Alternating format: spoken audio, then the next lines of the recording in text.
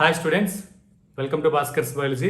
ఈ వీడియోలో intermediate first year second year result అయితే మాత్రం AP point of view release అవ్వడం జరిగింది.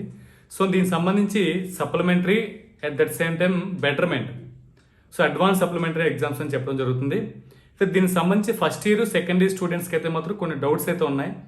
సో డౌట్స్ ఏంటంటే మనం ఈ వీడియోలో కంప్లీట్ డిస్కస్ చేయడం జరుగుతుంది. అంటే ఫస్ట్ ఇయర్ వాళ్ళు మాత్రమే ఇది ఏదైతే బెటర్మెంట్ రాయాలా, సెకండ్ ఇయర్ వాళ్ళు మాత్రమే రాయాలా, లేదా సెకండ్ ఇయర్ వాళ్ళు ఫస్ట్ ఇయర్ సెకండ్ రెండు కలిపి రాసుకోవచ్చు, అసలు ఏంటి ప్రొసీజర్ ఏంటి? సో దాంతోపాటు ఇయర్ ఏంటంటే ఎవరైతే సెకండ్ ఇయర్ వాళ్ళని వీళ్ళు కొద్దిగా ప్రాబ్లం అయ్యే ఉద్దేశం ఉంది. అంటే మ్యాక్సిమం ప్రాబ్లం అవుతుంది. మ్యాక్సిమం వీడియో అయితే మాత్రం లాస్ట్ రోజు చూస్తే మీకు క్లారిటీ రావడం జరుగుతుంది. ఎక్కడ కూడా స్కిప్ చేయకుండా లాస్ట్ చూడండి. నచ్చితే లైక్ చేయండి, మీ ఫ్రెండ్స్కి షేర్ చేయండి. ఈ వీడియో చూసిన సరే నా ఛానల్ సబ్స్క్రైబ్ చేసుకోండి. అదేవిధంగా బెల్ ఐకాన్లో ఆల్ ఆప్షన్ యాక్టివేట్ చేసుకుని చేసిన ప్రతి వీడియో కూడా మీకు నోటిఫికేషన్ రావడం జరుగుతుంది. సబ్జెక్ట్ సంబంధించి వచ్చేసరికి ఏమవుతుందంటే BIE AP అంటే ఆంధ్రప్రదేశ్ ఏదైతే మన బోర్డ్ ఆఫ్ ఇంటర్మీడియట్ ఎడ్యుకేషన్ ఉందో దీనికి సంబంధించి ఫస్ట్ ఇయర్, అదేవిధంగా మనకి second year general vocational candidates తాలూకా ఈ డ్యూ డేట్స్ పేమెంట్, ఎగ్జామినేషన్ తాలూకా పేమెంట్ డ్యూ డేట్స్, అదేవిధంగా మనకి ఎగ్జామినేషన్ ఫీజు ఎంత ఉంది కంప్లీట్ డిస్కస్ చేయడం జరుగుతుంది. చూడండి కంప్లీట్ గాను ఫీజ్ స్ట్రక్చర్ ఫస్ట్ ఇయర్కి వచ్చేసరికి మనం చూడండి అమౌంట్ విషయంలోకి వచ్చేసరికి cost of examination application form కి 10 రూపీస్ అయితే మాత్రం తీసుకోవడం జరుగుతుంది. సో ఇక్కడ ఏంటంటే అప్లికేషన్ ఫామ్ అనేది కంపల్సరీ 10 రూపీస్ అని మనం పే చేయాల్సి ఉంటుంది. అలాగే ఎగ్జామినేషన్ ఫీజు ఎంత ఇచ్చారంటే 500 రూపీస్ అయితే మాత్రం ఇవ్వడం జరిగింది. అంటే ఎవరైతే ఫెయిల్ అయిన స్టూడెంట్స్ ఉన్నారో ఆ ఫెయిల్ అయిన స్టూడెంట్స్ ఒక సబ్జెక్ట్ అవ్వచ్చు, 2 సబ్జెక్ట్ అవ్వచ్చు, ఎన్ని సబ్జెక్ట్ అయినా సరే మాక్సిమం 500 రూపీస్ అయితే మాత్రం పే చేసి ఎగ్జామినేషన్ అనేది ఏదైతే ఫెయిల్ అయినటువంటి సబ్జెక్ట్స్ ఉన్నాయో అవన్నీ కూడా రాయాల్సి అంటే 500 ప్లస్ 10 రూపీస్ అప్లికేషన్ ఫామ్ కి. సో 510 రూపీస్ అయితే మాత్రం వీళ్ళు ఇవ్వాల్సినటువంటి అవసరం అయితే మాత్రం ఉంది. సో దీంతో పాటు మీరు ఏమైనా సరే మాక్సిమం రిమైనింగ్ కూడా చూద్దాం. వొకేషనల్ కోర్సెస్ సంబంధించి ఏమవుతుందంటే 700 రూపీస్ ఉంది. అదేవిధంగా examination fees general vocational bridge course సబ్జెక్ట్కి వచ్చేసరికి 145 ఉంది. అదేవిధంగా మనకేంటే examination fees for first year vocational backlogs ఏవైతున్నాయో వాళ్ళకైతే 200 రూపీస్ ఉంది. సో సబ్జెక్ట్ వచ్చేసరికి సో దీంతో పాటు చూడండి వొకేషనల్ బ్యాక్లాగ్స్ గురించి మాట్లాడతాం.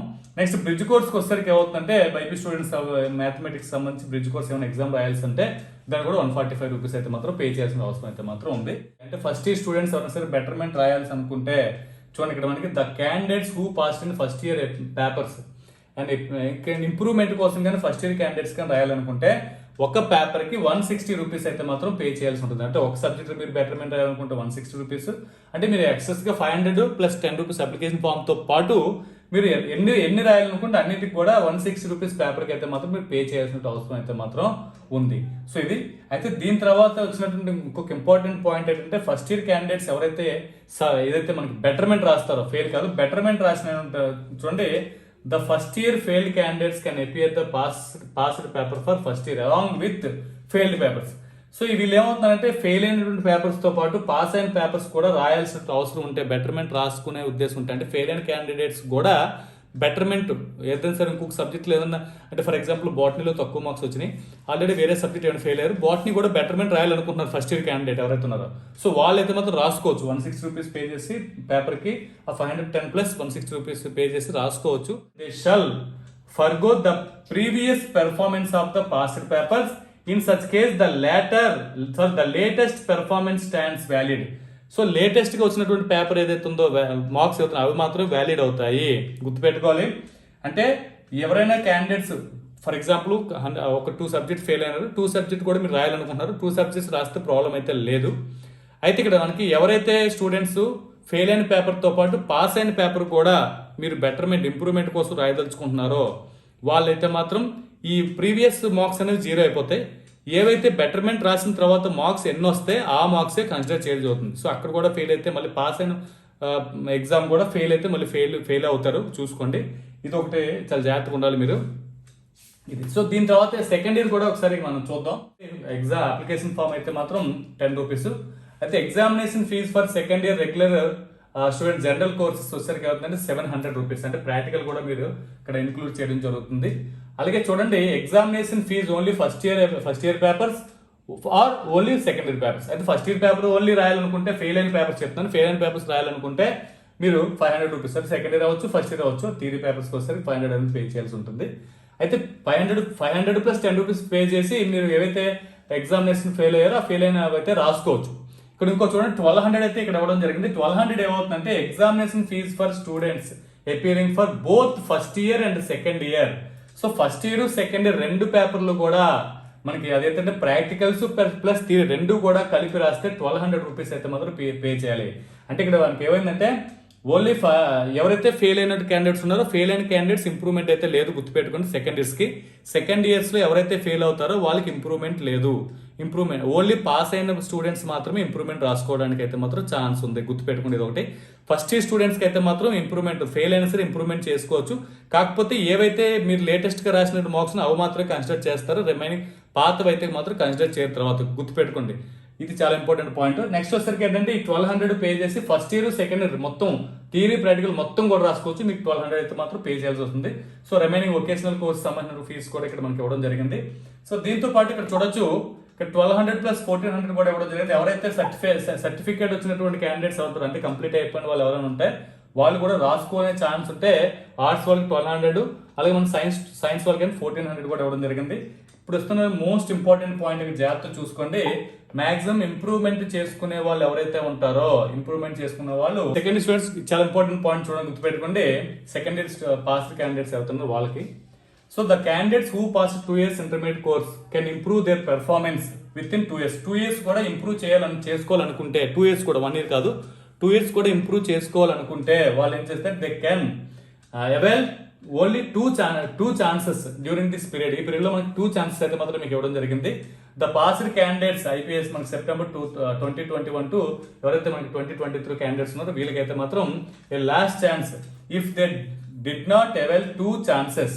ఇక్కడ 2 chances కూడా మనకి ఏ రకంగా ఇవ్వడం జరుగుతుందని చూద్దాం. ఫస్ట్ ఆఫ్ ఆల్ ఏంటంటే చూడండి, who wish to improve their performance have to appear for all the second year papers including practicals. Second year papers అన్ని కూడా బెటర్మెంట్ రాసుకోవచ్చు. ఫస్ట్ ఛాన్స్ గుర్తుపెట్టుకోండి, అన్ని పేపర్ ప్రాక్టికల్స్ తో ప్లస్ థియరీ రెండు అన్ని కూడా ఓన్లీ సెకండ్ ఇయర్ చెప్తున్నాను. అంటే పాస్ అయిన క్యాండిడేట్స్ గురించి మాత్రమే, ఫెయిల్ అయిన క్యాండిడేట్స్ బెటర్మెంట్ లేదు. ఓన్లీ పాస్ అయిన క్యాండిడేట్స్ సెకండ్ ఇయర్ వచ్చేసరికి అవుతుందంటే రాసుకోవచ్చు. ఏంటి సెకండ్ ఇయర్ అన్ని పేపర్లు కూడా మీరు రాసుకునే ఛాన్స్ అయితే మాత్రం ఉంది.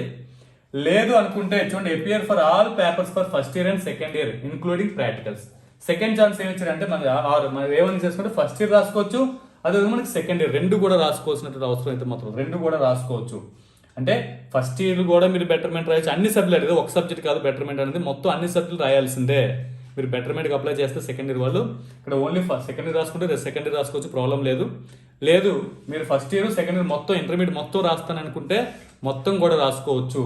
సో దానికైతే 1200 పే చేయాలని చెప్పి అక్కడ ఇవ్వడం జరిగింది, గుర్తుపెట్టుకుంటే. అయితే ఇక్కడ చూడండి, ఇక్కడ ఉన్నటువంటి మోస్ట్ ఇంపార్టెంట్ పాయింట్ ఏంటంటే the successful candidates have an option to retain the present performance or past performance while is the beneficial to the candidates. ఇక్కడ చూడొచ్చు, ఇక్కడ మనకి ఏదైతే ఇదివరకు ఏమవుతుందంటే ఏవైతే బెటర్మెంట్ లో మార్క్స్ బాగా వస్తే బెటర్మెంట్ మార్క్స్ ఇచ్చేవాళ్ళు, బెటర్మెంట్ మార్క్స్ బాగోలేకపోతే ప్రీవియస్ మార్క్స్ ఏవైతే అంతకుముందు మార్క్స్ అవి ఇవ్వడం జరిగేది. కానీ ఇక్కడ అలా జరగట్లేదు, మీరు ముందుగానే ఆప్షన్ చేసుకోవాలి. ఏమంటే ఓన్లీ మీకు ప్రీవియస్ మార్క్స్ కావాలా, బెటర్మెంట్ మార్క్స్ కావాలా. బెటర్మెంట్ రాసిన తర్వాత వచ్చిన మార్క్స్ అన్ని పేపర్లో మొత్తం టోటల్ ఫస్ట్ ఇయర్ సెకండ్ పేపర్లు అన్ని కలిపి 1000 మార్క్స్కి ఈ ఏదైతే మీరు బెటర్మెంట్లో రాసిన మార్క్స్ మీకు కావాలా, లేదంటే ప్రీవియస్ రెండిట్లో ఏదో ఈ ఆప్షన్ కానీ ఆప్షన్ కానీ ఏదో ఒక ఆప్షన్ మాత్రం మీరు ఎంచుకోవాల్సిన అవసరం ఉంటుంది, గుర్తుపెట్టుకోవాలి. మ్యాక్సిమం చాలా కొద్దిగా ప్రాబ్లం అవుతుంది కాబట్టి మ్యాక్సిమం స్టూడెంట్స్ ఇటువంటి రిస్క్ అయితే మాత్రం మ్యాక్సిమం తీసుకోవద్దు. సో ఏదేమైనప్పుడు కూడా ఫస్ట్ ఇయర్ వాళ్ళకైతే బెటర్మెంట్ ఛాన్స్ ఉంది.